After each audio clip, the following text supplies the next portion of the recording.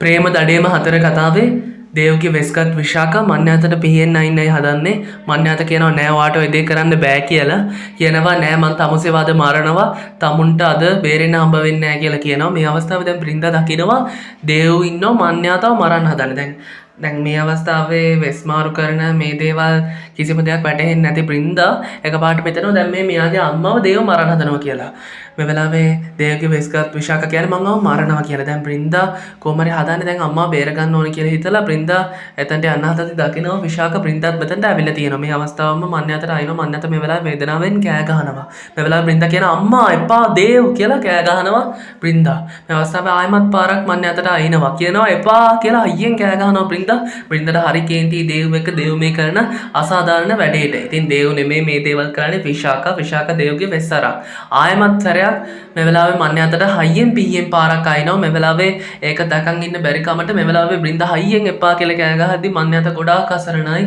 විශාක දේව්ගේ වෙස්ස අරගෙන උපරිම මේ වෙලාවේ කේන්ති ගස්වනවා බ්‍රින්දාට ඉතින් මේ අවස්ථාවේදී මන්්‍යාත ඉතින් මේකෙන් මන්්‍යාතට තම ජීවිතේ නැති කරගන්න වෙනවා ඉතින් මන්්‍යාත මේ වෙලාවේ කර කියා ගන්න දෙයක් නැතුව බොහොම අමාරුවෙන් තමයි ඉන්නේ දැන් පිහිපාරවල් ගොඩාක් යාගේ කුසට ඇන්නා ඉතින් මේ අවස්ථාවේ බ්‍රින්දා එනවා නාග ස්වරූපය අරගෙන මෙතනට මේ අවස්ථාවෙම විශාක දේව්ගේ ස්වරූපයෙන්ම අරගෙන මේ වෙලාවේ පිහිය මන්්‍යාතගේ පපුවටම අනිනවා ඉතින් ඔයාලා දන්නවා පපුවට ඇන්නට පස්සේ ජීවිතයක් ආයෙමත් නැහැ ඉතින් මන්්‍යාත මේ වෙලාවේ ඇදගෙන වැටෙනවා එයාගේ ජීවිතයේ අවසන් තප්පර ගානට ඉතින් ඇත්තෙන්ම කිව්වොත් විශාක මේ කරන වැඩේ නිසා මේ අවස්ථාවේදී මන්්‍යාතට මිය යන්න වෙනවා. ඉතින් මේ දේ කළා මේ වෙලාවේ දේව්ගේ ස්වරූපය ගත් විශාක මෙතනින් යනවා. යාට ඕන වෙන්නේ බ්‍රින්දාට පෙන්නන්න දේව් තමයි යාගේ අම්මව මැරුවේ එහෙම කියලා.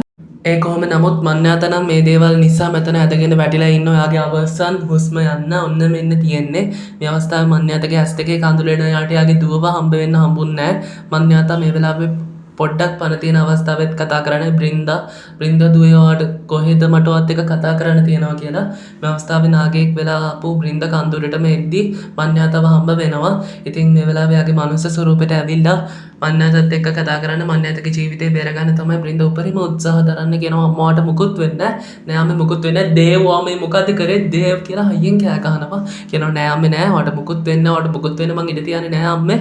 ඔයා බය වෙන්න එපා කියලා කියන්නේ මේ වෙලාවේ හරිම වෛරයි මේ වෙලාවේ දේව් එක්ක බ්‍රින්දා කියනවා නෑ අම්මේ නෑ ඔයා මොකද හිතන්න එපා ඔයාට හුස්ම ගන්න පුළුවන් අම්මේ කියලා කියද්දි මේ වෙලාවේ බ්‍රින්දා යාගේ නාග ස්වරූපය අරගෙන නාග වලිගෙන් යාගේ අම්මව අරගන්නවා කියනවා නෑ අම්මේ නෑ ඔයාට මුකුත් වෙන්නේ නෑ මං ඉක්මනට ඔයාව හොස්පිටල් එකට අරන් යනවා ඊට පස්සේ ડોක්ටර්ස්ලා ඔයාව බේරගන්නේ ඔයාට මුකුත් වෙන්නේ නෑ කියලා විශාක කියනවා මන් අතට මුකුත් කතා කරන්න දෙන්න එපා එහෙම වුණොත් විශාකයි මේ දේ කරේ කියලා දැනගන්න කියලා දැන් විශාක බය වෙලා ඉන්නේ මේ අවස්ථාවේ විශාකගේ අනිත් ස්වරූපය කියන්නේ දේව වෙලා හිටපු විශාකගේ අනිත් ස්වරූපය මෙයා ගාවට ඇවිත් එයාත් විශාක වෙනවා කියනවා හොඳට වැඩේ කරා දැන් තියන්නේ අපිට මෙයාලා කට්ටියට මේ දේවල් කතා නොකරන්න ආයමත් මන්්‍යාතට කොහොමටවත් පණ ගන්නේ නැති වෙන්න දෙයක් කරන්න කියලා මන්්‍යාතාව බ්‍රින්දා යාගේ නාගවලිගෙන් අරගෙන හොස්පිටල් එකට අරන් යන හදන්නේ මොකද ඉක්මනට ඒ විදියට ගියොත් යන්න පුළුවන් නිසා ඉතින් මේ අවස්ථාවේදී එකපාරට බ්‍රින්දාට තේරෙන නිකන් භූමිකම්පාවක් වගේ වෙනවා ඉතින් මේ දේවල් කරන්නේ විශාක මෙතනට බෝම්බයක් හයි කරලා තියෙන්නේ ඉතින් එයා ගාව තියෙන ඒ රිමෝට් එක බෝම්බේ සක්‍රිය කරන්න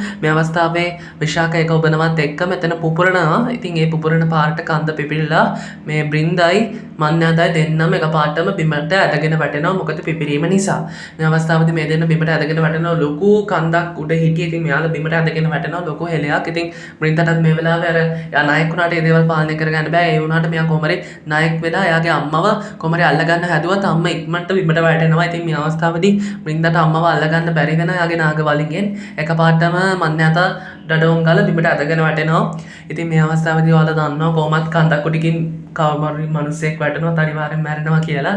ඉතින් මේ අවස්ථාවේ මේ විදිහටම මන්්‍යාතට අර තිබ්බ පණක් නැතුව යනවා. මොකද එයාට අර පිහෙන් යන්නත් එයා නායක නිසා එයාට පණ තිබුණා. ඒ නමුත් මෙයා දැන් කන්දෙන් බිමට වැටෙනින්ද එකපාරට මෙයා මැරලා කියනවා අම්මේ නෑ අම්මේ ඔයාට මොකොත් වෙන්නේ නෑ කියලා මේ වෙලාවේ බ්‍රින්දා අයියෙන් කෑ ගන්නවා කියනවා නෑ අම්මේ නෑ ඔයා නැගිටින්න කියලා මේ වෙලාවේ බ්‍රින්දා යාගේ අම්මව නාගවලිගෙන් අරගෙන කතා කරනවා අම්මා කතා කරන්න කියලා. එනමුත් මන්න ඇතර පණ නෑ ඉතින් කියනවා නෑ අම්මේ නෑ ඔයාට මාව දාලා යන්න බෑ කියලා මේ වෙලාවේ අයියෙන් කෑ ගහනවා මේ අවස්ථාවේදී බ්‍රින්දට කර කියා ගන්න දෙයක් නැහැ. බ්‍රින්දා මේ වෙලාවේ ඒත් අම්මත් එක්ක කතා කරන්න උත්සාහ කරනවා. කියනවා නෑ අම්මේ නෑ වට මුකුත් වෙන්නේ නැහැ. මාත් එක්ක කතා කරන්න කියලා. මේ වෙලාවේ බ්‍රින්දා හයියෙන් කෑ ගහන මුළු කැලෑවටම ඇහෙනවා. දේව් කියලා හයියෙන් කෑ ගහනවා. මං දේව් තමුන්ව අතාරින්නේ නැහැ. මොකද්ද මගේ අම්මව මල්ල තමුන්ට ලැබෙන්නේ කියලා. කියනවා දේව් තමුසෙව මම මරනවා. තමුන්ට මං අතාරින්නේ නැහැ. තමුන් මේ කරපු දේ ගොඩාක් වැරදි කියලා තමයි මේ වෙලාවේ බ්‍රින්දා කියන්නේ. මේ අවස්ථාවේ මන්නාත මේ විදිහට බිම ඇදගෙන ඉන්නවා. යාට අම්මව ගොඩාක් හොයාගන්න උමනාව තිබුණා. හම්බුන දවසේ අම්මා මැරිලා මේ දේ මේ වෙලාවේ බ්‍රින්දාට දරා ගන්න බෑ. යාගේ අම්මා මැරුණ එක. ඉතින් මේ වෙලාවේ බ්‍රින්දා අනිත් කට්ටිය වගේ වෙන නාග කන්‍යාවන් වගේ මේ වෙලාවේ නිකන් ඔහම අඩාගෙන ඉන්නේ නෑ. මේ වෙලාවේ බ්‍රින්දා අයියෙන් කෑ ගහනවා. ඉතින් මේ කෑ ගහන සද්දෙට මේ කැලෑවේ දෝංකාර දෙනවා කතාව හැටියට මේ අවස්ථාවේදී කියන්නේ මම මේ කරපු දෙයට දේව් වාගෙන් අනිවාර්යෙන් පලි ගන්නවා. ඔයා මේ කරේ හොඳ වැඩක් නන් නෙමෙයි. මේකට මං වාගේ මුළු පවුලම විනාශ කරලා දානවා. මේ පවුලේ කාවත් මං හොදින් තියන්නේ නැහැ. තමුල හැමෝම මරලා දානවා. මගේ පවුල, මගේ අම්මා තාත්තා හැමෝම තමුන් විනාශ කරලා දැම්මා. මේ දෙන්නා මං ඉඳ තියන්නේ නැහැ කියලා කියද්දි විශාඛා කියනවා ඔව් මට ඕනුනේ toy දෙයම තමයි. තමුන් දේව්ට වෛර කරන එක. ඒ වගේම මගේ අනිත් පැත්තෙන් දේව්ටත් තමුන් ගැන වෛරය ඇති කරන්න ඕන කියලා විශාඛා hina වෙලා. ඉතින් මේ ඇත්තටම දේව් නෙමෙයි මේ දේ කරේ. විශාඛා තමයි දේව්ව මැරුවේ. දේව් කොතනද කිව්වත් වැරද්දක් කරේ නැහැ.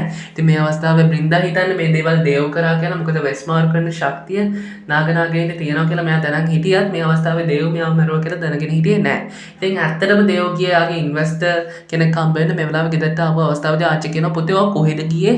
අපි හැමෝම කට්ටිය ගොඩක් බය වෙලා හිටියා. ඔයා කියන්නේ නැතුව ගියා කියලා කියනවා මට ඔයාලට කියන වැදගත් දෙයක් තියෙනවා කියලා කේතකී කියනවා. අයියෝ වාගේ බිරිඳට ආයමත් ළමෙක් හම්බ වෙනවද කියලා.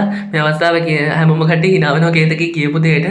කියනවා නෑ පුතේ නෑ. එයා විහිළු කරනවා. මොකද්ද ඇත්තට මොකද්ද උනේ කියලා කියද්දි කියනවා අලුත් ඉන්වෙස්ටර් කෙනෙක් හම්බුණා අපිට සල්ලි හොයන්න පුළුවන් විදිය. රිෂාල්ට සල්ලි කියපු ගමන් හරි සතුටුයි.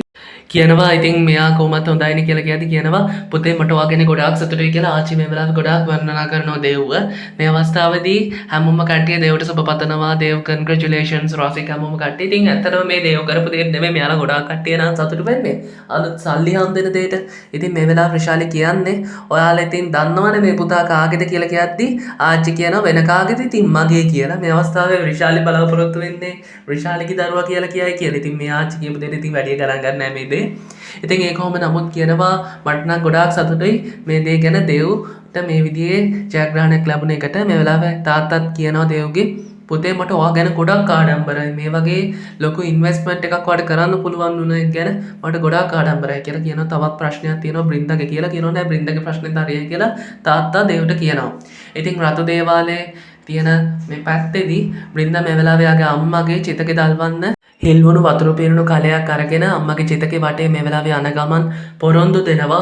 එයාගේ අම්මට මේ වගේ දෙයක් උදා කරපු මේ දේව්ව අනිවාර්යෙන් යා මරනවා. පාරෙක් පවුලේ හැමෝම කට්ටියම මරලා දානවා කියලා. ඉතින් යාට මතක් වෙන්නේ යාගේ අම්මට මරණය අත්ුණ හැටි.